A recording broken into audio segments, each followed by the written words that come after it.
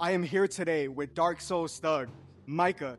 When I'm talking about no set ever sounds the same, it is genre hopping, chaos infused aura. It's crazy. One of your sets, and I love every set that I'm able to experience. And I'm lucky enough to have an interview today with you. Thank you, man. Thanks for having me. I'm happy to be here. For sure. And I want to ask, for someone who's never experienced one of your sets, could you describe to them what that sounds like? Expect to hear the music taste of a kid with ADHD who just got a bunch of access to music and software and just started putting stuff together. Absolutely, man. That's amazing. Great. And I want to talk a little bit about your branding, about your personal identity. One of the things that I've always found so fascinating and interesting is having your signature when it comes to your sound and also your appearance. When it comes to having one of the things that's always stuck out is the cape that you wear at some of your performances and the signature sounds that you have. Could you go into a little bit about how that came about? Is that something that evolved to that? Is it intentional? So I'll say a lot of my music inspiration comes from video games. I'm talking obviously Sonic, Final Fantasy, stuff like that. Stuff for like it. I don't even know how to describe it. Just stuff like that, basically. And it also comes from fashion. It also plays a lot of inspiration into my fashion. So it's funny you mentioned the cape. I haven't worn it in a long time. I feel like I was kind of done with the cape era. I did like it though. I just thought it made me look a little bit fantasy-like, almost mixing it with like maybe urban, more modern fashion, which I am into, archive, all that. But nowadays, I've been rocking weapons. I bought the Rebellion from Devil May Cry, and I was just wearing that on my back one set. I might have had a Daedric dagger one set. Like, I just want to, that's always been a fantasy of mine. You just collect weapons from animes, games, and just perform with them. And that's what I've been doing. And one of the things that's just so crazy about your sets is the energy that you bring every single time. You're not your conventional DJ that has, just playing with the switches and kind of just mixing with the ones and twos. You bring energy to every performance. You make the sound go crazy. Is there any inspiration or what inspired you to actually break from that mode of a DJ that's just in their zone to someone that performs and actually takes control of the stage? I've never been afraid of the spotlight. I'm not gonna lie, I do like attention. I just don't do inhumane things to get it. It's just like when it comes, it comes. But when I get it, I'm gonna do something with it. I've always been a performer. Since I was a kid, I was making videos, was always in the music, playing drums as a kid. I'll spare you that whole story, but I'm used to the spotlight. So when I get up there and I see people turning up, first off, I want to turn up with them. But then when I know, like, this is music, when I play songs, this is just music I like. This is music I'm obsessed with. Like, I know if I was out in the crowd and somebody played the song so I'm playing, I would go crazy. And I love making those moments for people. I love associating certain music with moments, and that goes into my inspiration with soundtracks. Like, a perfect example is Crisis City from Sonic 06 or Generations. Honestly, I'm talking Generations. That music goes to that moment. It sounds like an elegant lava burning a city and there's chaos and you're running everywhere. Because I think, no, Sonic is, I forgot if Blaze is originally on that level or what. But either way, it's for that moment, you know? And one of the things that you touch on exactly is having that influence of anime that's in your sets and your style. I've seen so many crazy sets where you mash up some of the craziest experimental. I would never have thought that to hear Cardi in 1 second and then have a Sonic the Hedgehog soundtrack to then an anime soundtrack and then have rave beats just mixed in and mashed up so well. Could you go into detail what inspired you to have that type of style? I actually don't exactly, I can't say that exactly. AMVs, and I'm not talking like the 2006 AMVs with Linkin Park on Dragon Ball, although I respect those, that started the whole wave. But I'm talking AMVs where like you said, it's Cardi with like, I don't know, Kobayashi's Dragon Ball, like stuff that's not supposed to mesh, but it does. And the transitions are so well and they're so swaggy and hunky. I just put that into my music. So when I'm playing Cardi and then mixing it into the Soul Eater opening, the second Soul Eater opening, I'm thinking about that kind of stuff. I'm thinking about like Soul and Micah fighting with Cardi in the background. Like that's the vision. If it makes sense, I can see sound a little bit. I can imagine sound in my head. I don't know what that is. Not to sound like I got superpowers or whatever, but that's just how I imagine it. I love it. That is so crazy to be able to share that insight with us with your creative process. And I just want to ask, has there ever been a transition in one of your sets that you just had to see the crowd go crazy, go nuts, they got amped up, and you were like, you know what? I did that. I've done this transition a couple times, and I'm gonna do it tonight. I got Vegetable Juice by Hatsune Miku, and this one song that I found on SoundCloud, I think by either a group or a person named Goop House.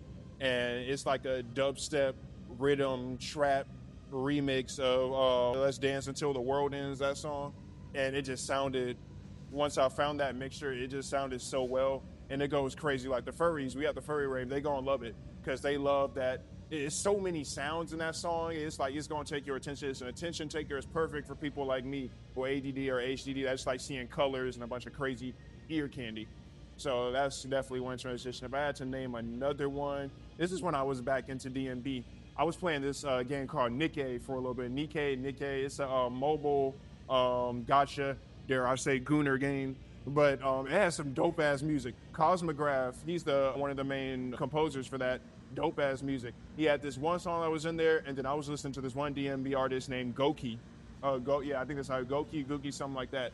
And just mixing some of that DMB together is great. Shoot, I might pull it off tonight if I get into my DMB mode. And to contrast that, you sometimes there may be a transition that you tried and completely failed.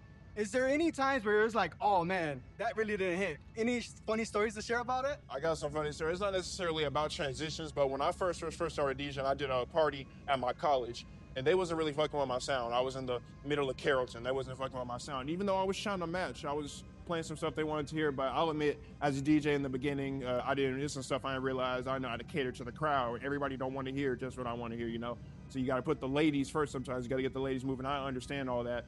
So eventually, I just kind of got kicked off. I kind of got booed off, and I was so mad. I go back to my dorm. My roommate's just playing Fallout 76. I start venting to this nigga. He don't know what's going on, but he's just listening. He's like, damn, bro. And I'm like, I tried to, like, that new Kendrick Lamar just dropped. I played Kendrick. How they don't fuck with that? He's like, damn, bro.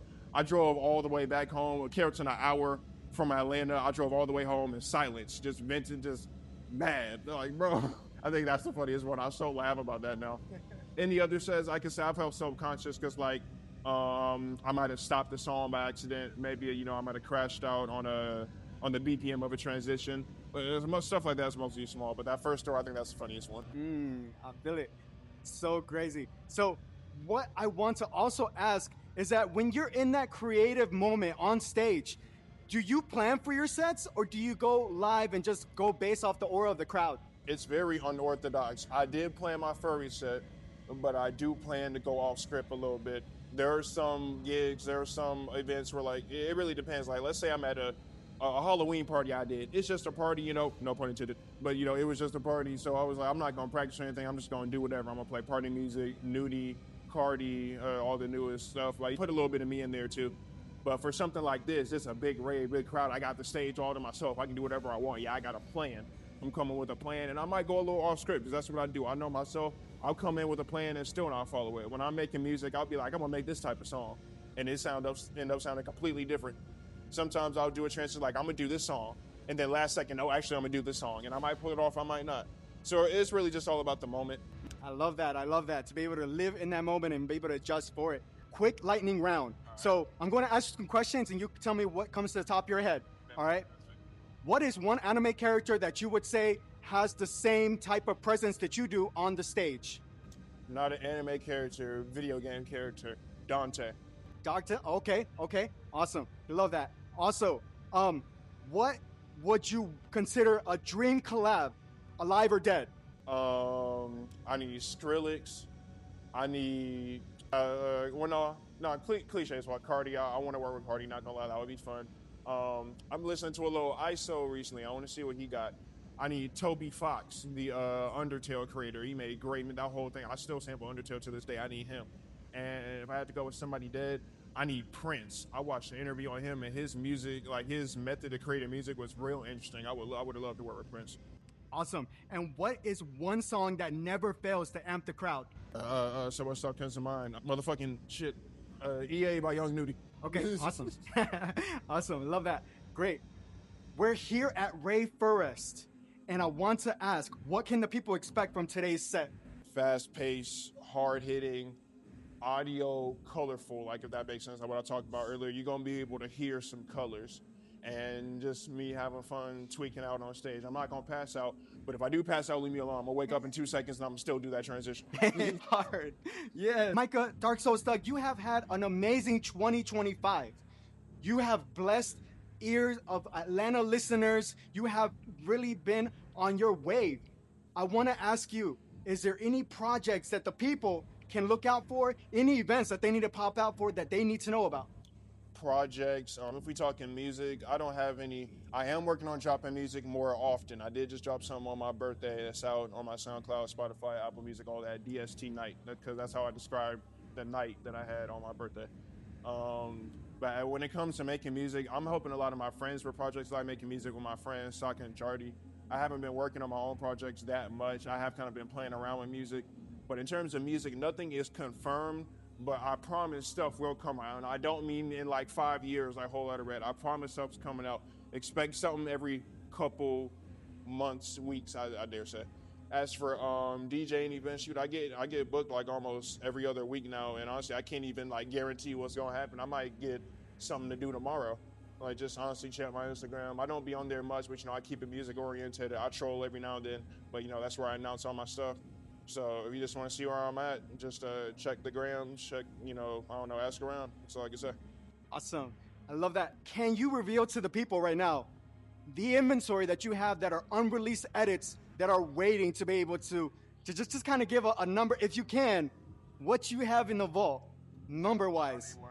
I got a Sir Entree remix, and that's all about, I think I dropped all my remixes so far, but more stuff is on the way, I guarantee it.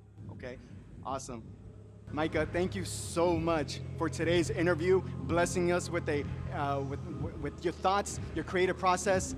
I can't wait to see your performance. I'm gonna go and take some crowd shots and be able to get that energy. Thank you so much. I appreciate you. I appreciate all the media you get on the scene. You're one of the best media outlets, and you get everything and you make it look so nice and you're so professional about it, and you got such a nice personality. We appreciate you.